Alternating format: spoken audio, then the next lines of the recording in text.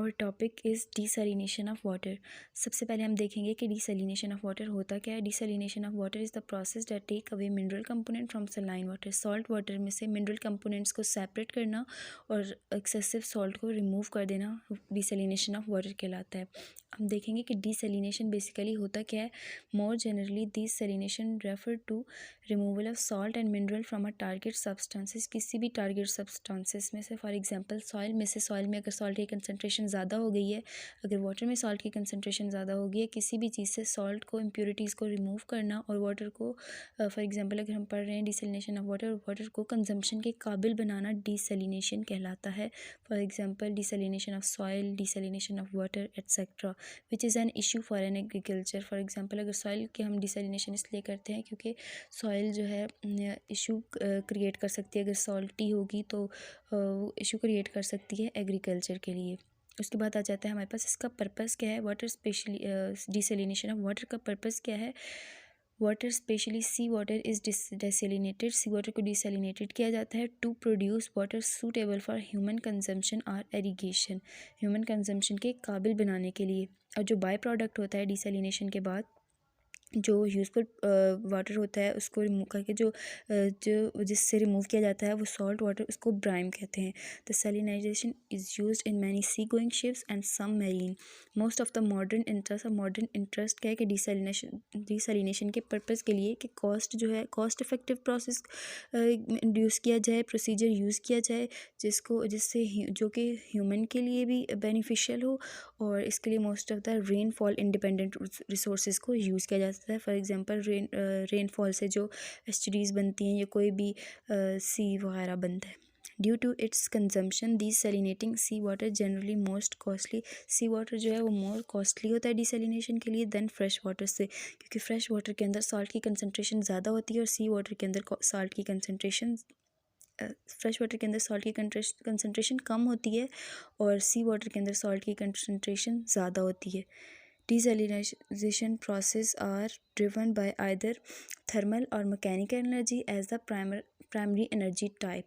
Thermal और mechanical energy को use किया जाता है। उसके बाद हमारे पास आ जाता है नेक्स्ट पॉइंट, जैसे एज पॉपुलेशन इंक्रीजेज, जैसे जैसे पॉपुलेशन जो है वो इंक्रीज़ करती जाती है, डिमांड जो है फ्रेश वाटर की, ड्रिंकिंग वाटर की वो बढ़ती जा रही है और वाटर जो है वो डिक्रीज़ होता जा रहा है। Many communities have consider using desalination process to produce fresh water and other sources and treatment. बहुत सारे सोर्सेज और ट्रीटमेंट को यूज़ करके वाटर की डिसैलिनेशन की जाए।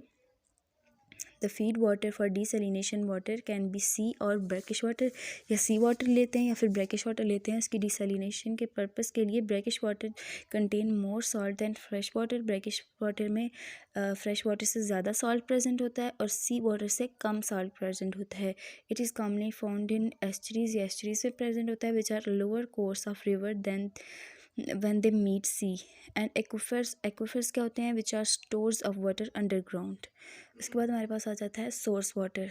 सोर्स वाटर मतलब कि जिस वाटर को जिस वाटर की डिसैलिनेशन करनी है वो वाटर लिया कहाँ से जा रहा है, किन किन फैक्टर्स को देकर वो वाटर लेंगे और उसकी डिसैलिनेशन की जाएगी। Several factor influence the selection of source water to feed the desalination plant. Desalination plant को फीड करने के लिए वहाँ पे कौन से वाटर की डिसैलिनेशन की जा रही है, बहुत सारे फैक्टर्स हैं। सबसे पहला फैक्टर तो हमारे पास आ जाता है location. The location of plant in relation to the water source available.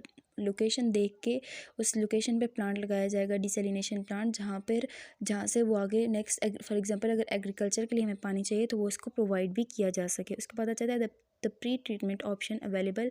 उसके प्री ट्रीटमेंट ऑप्शंस को देखकर, for example pre treatment options में सबसे पहले ये देखा जाए कौन से पानी में कंसनट्रेशन सॉल्ट की ज़्यादा है और ऑलरेडी लेस सॉल्टेड वाटर को ज़्यादा एक्यूरेटली लिया जाता है उसकी डिसैलिनेशन करने के लिए, क्योंकि उस पर लेस कॉस्ट जो होती है वो खर्च होती है। उसके बाद लास्ट थर्ड पॉइंट हमारे पास आ जाता है ecological impact of concentrate discharge. जो डिस्चार्ज बचता है डिसैलिनेशन के प्रोसेस के बाद, जो फ्रेश वाटर मिलता है कंजम्पशन के काबिल जो पानी मिलता है, उसके अलावा जो सॉल्ट की रिमूवल होती है वो डिस्चार्ज इकोलॉजिकल इन्वायरमेंटल क्या उसके इम्पैक्ट हैं, क्या वो रोल कर रहा है। अब उसके बाद हमारे पास आ जाता है sea water. Sea water is taken into desalination plant either from the surface water, surface of water से भी लिया जा सकता है डिसैलिनेशन के लिए वाटर, और below the sea floor, below the sea floor से भी लिया जा सकता है। मोस्टली जो लोग प्रेफर करते हैं क्योंकि सरफेस वाटर जो है वो इजीली वो ले सकते हैं। In the past large capacity of sea water desalination plant have used surface intake, surface से लेते हैं, लेकिन ये जो है इसके बहुत सारे डिसएडवांटेज भी हैं। ये मैरीन लाइफ को हार्म करता है। Although surface water intake can affect and detected by organism in the ocean, the issue is related to this method can be minimized। लेकिन इस इशू को, ये मैरीन लाइफ को हार्म करता है, इसका डिसएडवांटेजेस है, लेकिन इस इशू को मिनिमाइज़ भी किया जा सकता है अगर प्रॉपर डिज़ाइन से, प्रॉपर ऑपरेशन के साथ, मेंटेनेंस ऑफ टेक्नोलॉजी के साथ अगर सरफेस वाटर लिया जाए तो वो उसकी मेंटेनेंस कर सकते हैं और ऑर्गेनिजम्स को हार्म होने से बचा सकते हैं मैरीन लाइफ को। लेकिन उसके लिए प्रॉपर मेंटेनेंस ऑफ टेक्नोलॉजी ज़रूरी है। The technology include passive screen, fine net screen, filter net barriers etcetera.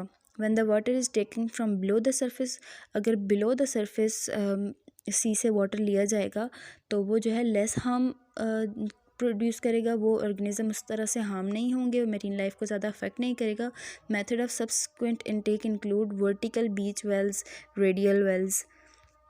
उसके बाद आ जाता है हमारे पास brackish water. Brackish water is commonly used for source of for desalination facility.